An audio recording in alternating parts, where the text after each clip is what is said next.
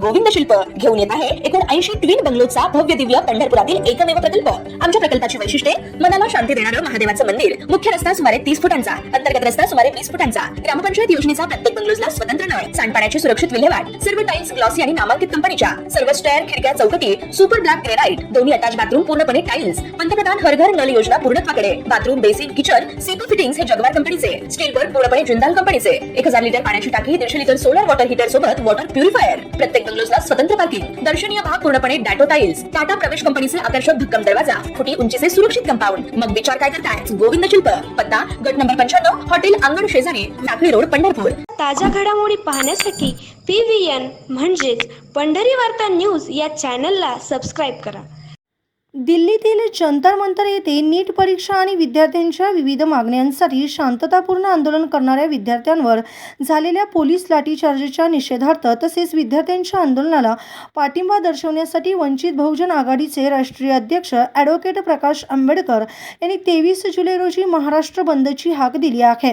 नवी दिल्ली येथील जंतर मंतर येथे केंद्रीय शिक्षण मंत्री धर्मेंद्र प्रधान यांच्या राजीनाम्याच्या मागणीसाठी शांततापूर्ण आंदोलन करणाऱ्या विद्यार्थ्यांवर दिल्ली पोलिसांकडून करण्यात आलेल्या अमानुष लाठीचार्जच्या निषेधार्थ वंचित बहुजन आघाडीकडून राज्यात बंदचे आवाहन करण्यात आले असले तरी पंढरपुरात सध्या आषाढी यात्रेमुळे भाविकांची मोठी गर्दी होत आहे।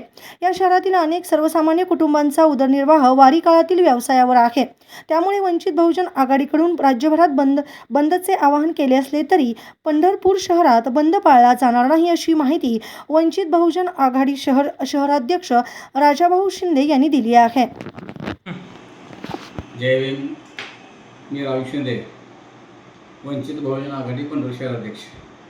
स्वर्गीय बाळासाहेब आंबेडकर यांनी 23/7/2026 रोजी महाराष्ट्र बंद पुकारलेला आहे, परंतु आम्ही पंढरपूर शहर व तालुका बंद ठेवणार नाही।